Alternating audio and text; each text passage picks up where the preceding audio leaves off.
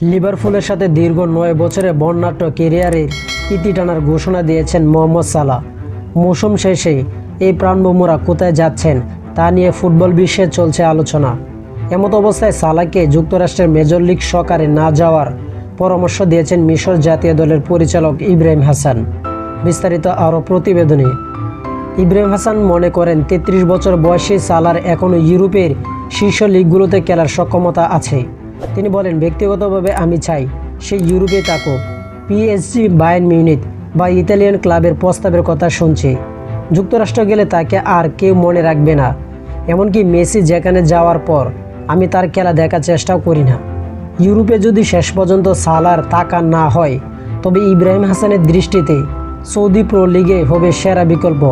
Cristiano রোনালদোর মতো বড় তারকাদের উপস্থিতি সৌদি লিগ এখন অনেক বেশি প্রতিদ্বন্দ্বিতাপূর্ণ, যা সালাহর জন্য ভালো হবে মনে করেন তিনি।